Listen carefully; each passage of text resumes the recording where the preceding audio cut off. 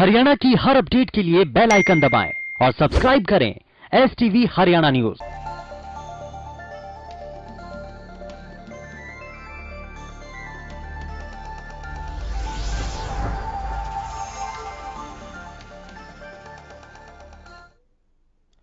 नमस्कार, आप देख रहे हैं हल्का हलचल और मैं हूं आपके साथ शुभेंदु सिंह। और सबसे पहले रुक कर रहे हैं बड़ी खबर का। और बड़ी खबर सोनीपत से, जहां मूर्थल के सुखदेव ढाबे से कोरोना बम फूटा है और कोरोना की चपेट में सुखदेव ढाबे के 65 कर्मचारी आप उसकी चपेट में आ चुके हैं। मूर्थल के ढाबों पर नियमों की धज्जियां उड़ाई जा रही थी और ये जो है इसको लेकर के जानकारी फिलहाल सामने। और मूर्थल के सुखदेव ढाबे से कोरोना बम फूटा और यहां एकाएक 65 कर्मचारी इस कोरोना की चपेट में आए हैं। और साथ ही ज्यादा जानकारी के साथ हमारे संवाददाता लाजपत लाइन पर जुड़ चुके हैं। लाजपत, क्या इस मामले में अभी जानकारी मिल रही है? 65 कर्मचारी कोरोना पॉजिटिव, लेकिन आगे की अपडेट क्या? जी बिल्कुल, अगर बात करें तो देखिए मुरथल के जो ढाबे हैं वो बिल्कुल लोगों में बीमारी फैला रहे हैं, क्योंकि जो मुरथल के ढाबों पर काफी भीड़ देखने को मिलती है। हरियाणा न्यूज ने पहले ही लोगों को आगाह किया था, उसके बावजूद भी कुछ लोग लापरवाह हैं। लोगों की लापरवाही इसलिए कहेंगे कि जब लोगों को पता है कि कोरोना की इतनी बड़ी महामारी चल रही है, फिर भी लोग भीड़ बनाते हैं और वहां पर खाना खाने के लिए जाते हैं। ऐसे में सुखदेव जब ढाबे के जब सैंपल लिए गए तो 65 जो कर्मचारी हैं वो पॉजिटिव पाए गए। आप इससे अंदाजा लगा सकते हैं कि 65 जो कर्मचारी अगर पॉजिटिव पाए गए हैं तो आप उस ढाबे पर, जिस पर हमने बातचीत की तो उन्होंने कहा कि एक बार की सीटिंग में हमारे पास 300 लोगों की जो सीटिंग है, 300 वो लगाइए और 100 आपके कर्मचारी लगाइए, यानी कि 400 लोग जो एक बार में वहां पर रहते हैं। तो 400 लोगों में आप ये देख सकते हैं कि कितनी महामारी फैल रही होगी, क्योंकि ये जो है देश का सबसे बड़े हाईवे पर ये जो ढाबे हैं इन पर ज्यादा कार्रवाई की जरूरत है, क्योंकि प्रशासन अभी भी लापरवाह है। प्रशासन की लापरवाही इसलिए कि इन ढाबों पर कार्रवाई लगातार फाइलों में चल रही है, लेकिन कोई भी खाना पूर्ति होती हुई नजर आ रही है, क्योंकि ये नगर निगम के भी अंडर आते हैं और ये काफी पोल्यूशन भी फैलाते हैं और इन पर काफी गंदगियों की भी देखने को मिली है। तो ऐसे में जो ये बीमारी फैल रही है ये सुखदेव ढाबे पर से फैलनी शुरू हुई है। ये कहीं ना कहीं बड़ा सवाल बनाती है, क्योंकि बड़ा सवाल इसलिए कि यहाँ पर जनता काफी आती जाती है और ये दिल्ली से निकलकर पाकिस्तान तक जाने वाले रोड पर हर व्यक्ति रुक कर यहाँ पर खाना खाता है। और दिल्ली से यहाँ पर जो लोग हैं वो जुड़ाव पर आते हैं, जो परिवार है पूरा वो खाना खाने के लिए आता है। और ऐसे में जब वो पॉजिटिव होता है और वो परिवार किसी से लोगों से मिलता है तो ये बड़ा सवाल बनता है।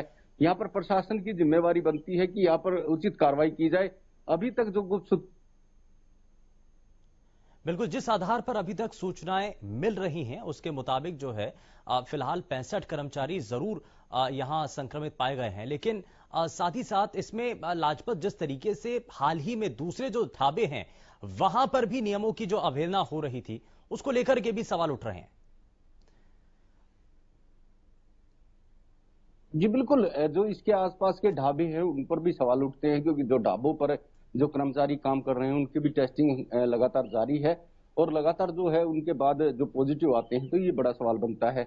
और इन ढाबों से आप अंदाजा लगा सकते हैं कि कितने लोग, जो परचून की दुकानें भी हैं, जो सब्जी वाले किसान भी हैं, वो भी जुड़ते हैं। तो ऐसे में ये बीमारी कंट्रोल होती हुई नजर नहीं आ रही है। कहीं ना कहीं सोनीपत डीसी को बड़ा संज्ञान लेना चाहिए। यहाँ से दिल्ली बिल्कुल कुछ नजदीक है। हमने बार बार हरियाणा न्यूज में दिखाया है कि दिल्ली की आफत जो सोनीपत पर बरस रही है, ऐसे में जो दिल्ली के लोग हैं वो आते जाते हैं और काफी बीमारी फैला रहे हैं।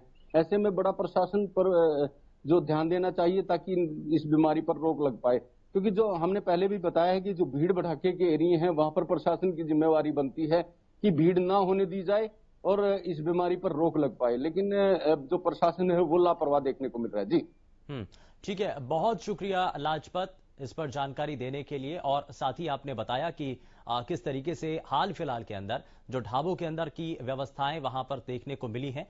सवाल यहां पर कई बन रहे हैं।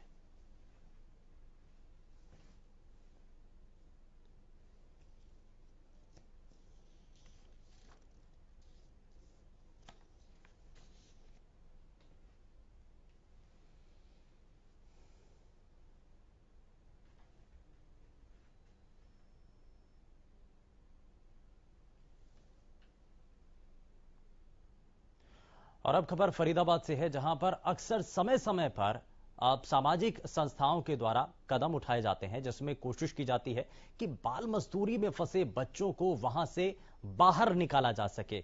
और ऐसा ही एक मामला फरीदाबाद की पर्वतीय कॉलोनी इलाके से सामने आया, जहां स्टेट क्राइम हेल्पलाइन की टीम ने छापेमारी करते हुए बाल मजदूरी कर रहे 7 बच्चों को मुक्त कराया है।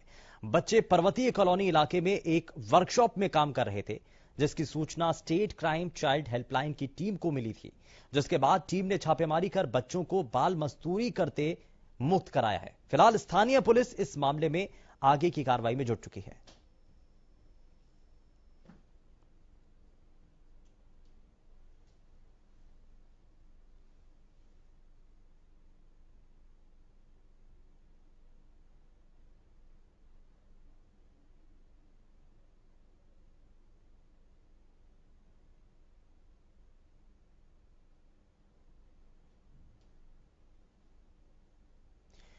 तो फरीदाबाद में पर्वतीय कॉलोनी इलाके में स्टेट क्राइम हेल्पलाइन की टीम ने छापेमारी की और इस दौरान बाल मजदूरी कर रहे बच्चों को वहां से मुक्त कराया गया है। और ये फरीदाबाद में कुछ कार्रवाई हुई है, लेकिन अक्सर ऐसा देखा जाता है कि बाल मजदूरी करने वाले बच्चों को उनका जो जीवन है, उनका जो बचपन है, वो अक्सर ऐसे ही छिन जाता है। वो कामकाज में उनका जो बचपन है वो बर्बाद हो जाता है, देख रेख करने वाला कोई नहीं होता है। लेकिन ऐसे में इन बच्चों की सुध लेते हुए प्रशासन के द्वारा यहां कार्रवाई की गई है और स्टेट क्राइम हेल्पलाइन की टीम ने छापेमारी करते हुए बाल मजदूरी कर रहे 7 बच्चों को इस दौरान मुक्त कराया है। वहीं बच्चे पर्वतीय कॉलोनी इलाके में एक वर्कशॉप में काम कर रहे थे, ये इस बीच जानकारी मिल रही है।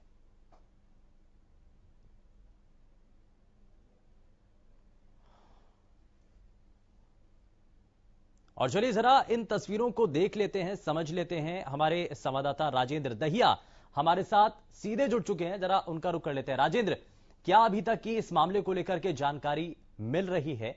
और अब बाल मजदूरी करने वाले जो बच्चे हैं उनको कैसे वहां पर उनकी सूचना इस डिपार्टमेंट को पहुंची, कैसे विभाग तक पहुंची और उसके बाद कैसे टीम वहां पर पहुंची?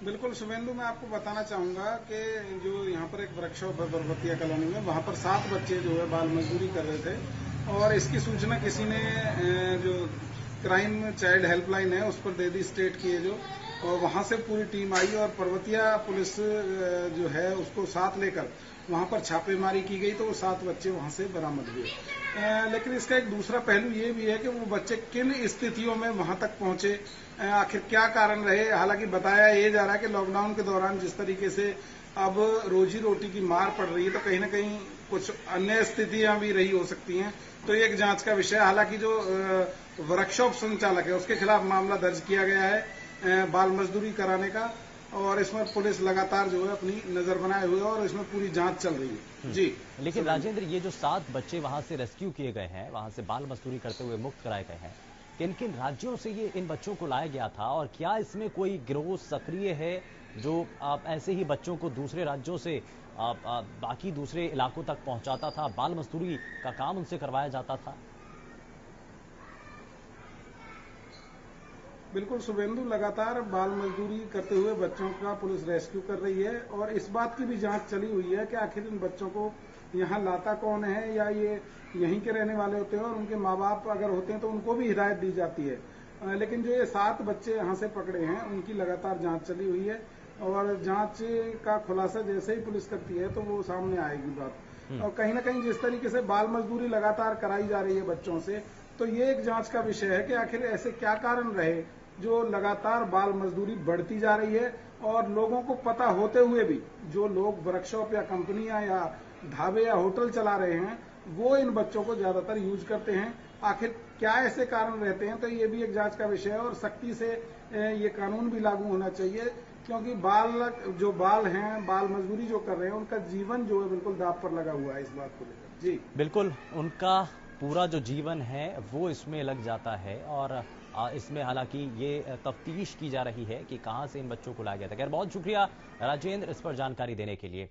और यहां जिस तरीके से ये तस्वीरें देखने को मिल रही हैं और जो जानकारी फिलहाल मिल रही है उसको लेकर के सवाल बहुत सारे हैं। सवाल ये भी है कि आखिर कैसे ऐसे लगातार बच्चे मिलते हैं, बाल मजदूरी करते हैं, और प्रशासन की टीम हालांकि समय समय पर कदम जरूर उठाती है, लेकिन आने वाले समय में क्या इसको लेकर के पुख्ता प्रबंध किए जाएंगे, देखना बेहद दिलचस्प है।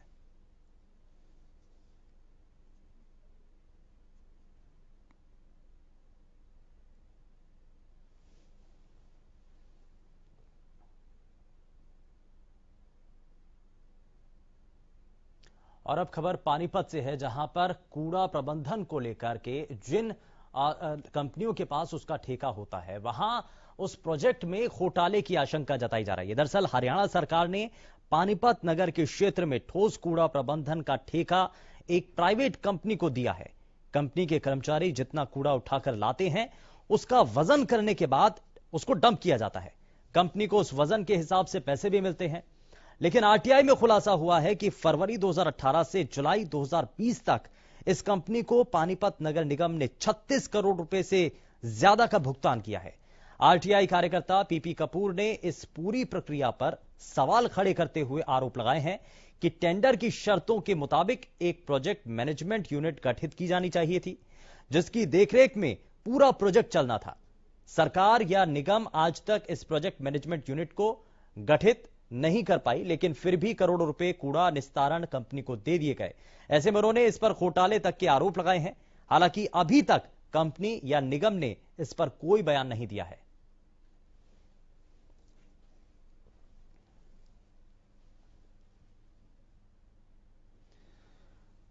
और चलिए जरा आगे बढ़ते हैं। हमारे संवाददाता जितेंद्र शर्मा सीधे पानीपत से हमारे साथ जुड़ चुके हैं, उनका रुख कर लेते हैं। जितेंद्र, सबसे पहले जरा बताइए कि इस पूरे मामले को लेकर के जानकारी क्या मिल रही है, और जिस कंपनी पर घोटाले के आरोप लग रहे हैं, क्या ये आरोप है?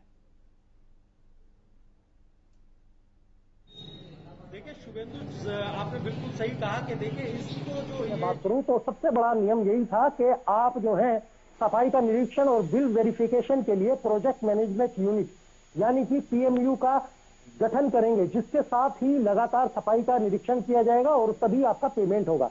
लेकिन आपको मैं बता दूं 29 महीनों से ये कूड़ा जो है पानीपत से उठाया जा चुका है, और जिसकी एवज में 36 करोड़ 50 लाख रुपए कंपनी को भुगतान भी हो चुका है, लेकिन इसकी जांच नहीं हुई है। 2017 की मैं बात करूं तो एक बार हाउस के अंदर, नगर निगम हाउस के अंदर इस पर मुद्दा भी उठाया गया था। उन्होंने कहा था, हमने बाकायदा इसके खिलाफ आवाज उठाकर एक प्रस्ताव पारित किया था, लेकिन उसकी फाइल गायब है। दूसरी बात कि 22 साल के लिए सोनीपत, पानीपत नगर निगम और दनौर संभालकर नगर पालिका जो आती है, वहां से जो कूड़ा उठाया जाता है उसकी पीएमयू 2.5 साल से पीएमयू नहीं है, प्रोजेक्ट मैनेजमेंट यूनिट नहीं है, जिसके बारे में नहीं पता लग रहा कि कितना कूड़ा उठाया गया है, कितना उनको पेमेंट आया है। तो कहीं ना कहीं ये धांधली है। और पानीपत शहर में रोजाना जो है जो इनका जेवीएम का आंकड़ा है, वो आंकड़ा है 412 टन रोजाना ये कूड़ा उठा रहे हैं। तो आप इसमें देख सकते हैं, तो कहीं ना कहीं इस तरीके की खामियां जरूर हैं जो लगातार टारगेट पे रही है। और यही कारण है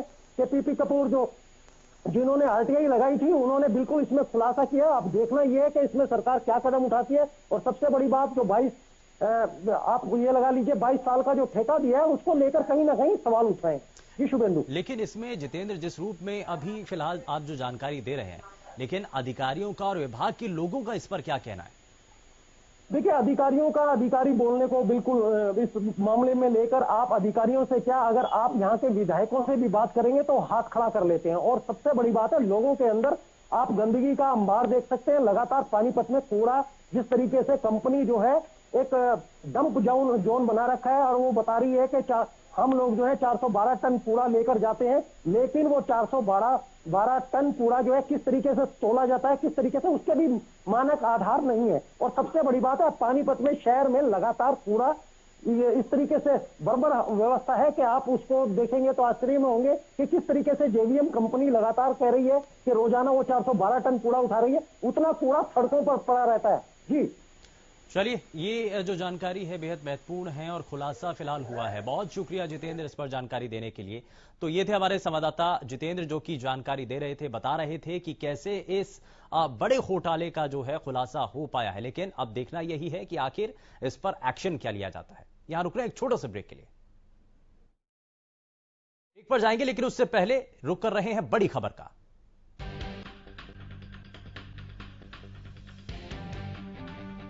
और इस बीच फतेहाबाद से खबर, जहां जिले में कोरोना मरीजों की संख्या 1047 हो चुकी है और बीते 24 घंटों में 50 नए मामले सामने आए हैं। बीते 24 घंटों में 50 नए मामले सामने आए हैं। फतेहाबाद जिले में 394 एक्टिव मरीज इस बीच हैं और फतेहाबाद से ये खबर मिल रही है, कोरोना संक्रमितों का लगातार आंकड़ा बढ़ रहा है और कोरोना मरीजों की संख्या 1047 हो चुकी है। अजय मेहता हमारे संवाददाता फोन लाइन पर जुड़ चुके हैं। अजय, क्या अभी इस पूरे मामले को लेकर के जानकारी मिल रही है? और सीधे हमारे साथ लाइव जुड़ चुके हैं अजय, क्या अभी इस बीच जानकारी मिल रही है?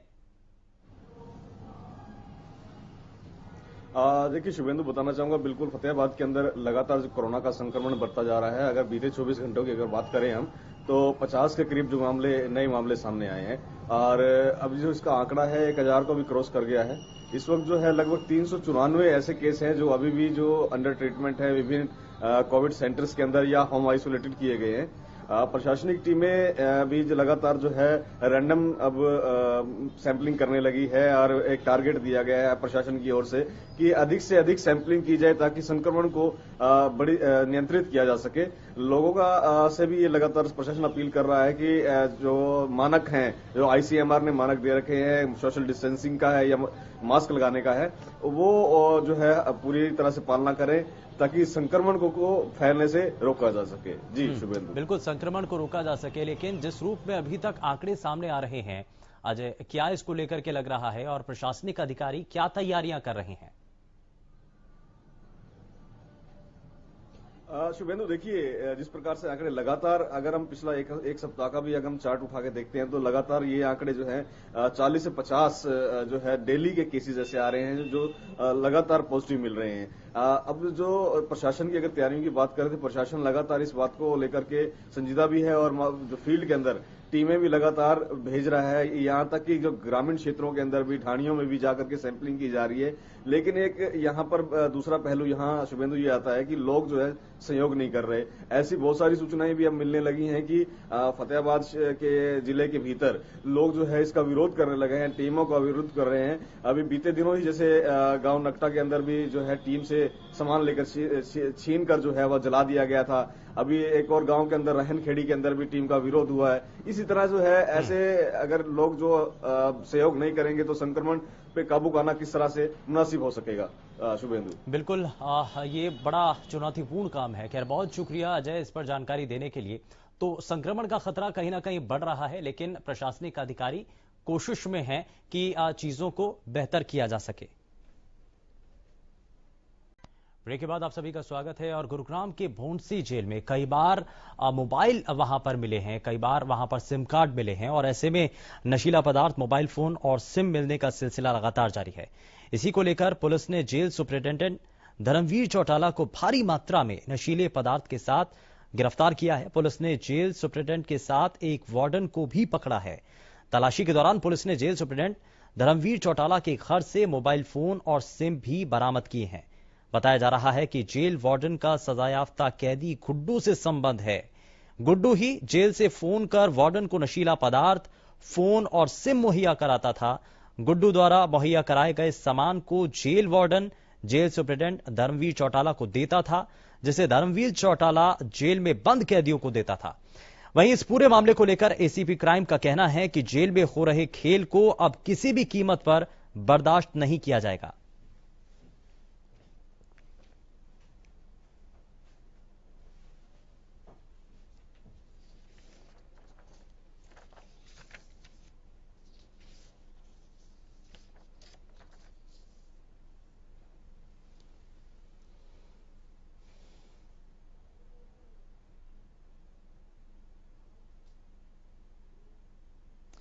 वहीं अंबाला में सड़कों पर आवारा घूमते हुए पशु इन दिनों आम लोगों के लिए परेशानी बने हुए हैं और दरअसल आए दिन अंबाला की सड़कों पर सांडों और अन्य जानवरों ने अपना आतंक फैला दिया है।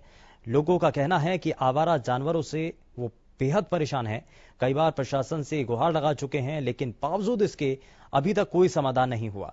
सरकार इन आवारा जानवरों के रखरखाव का इंतजाम करे और इनके मालिकों पर भारी जुर्माना लगाए।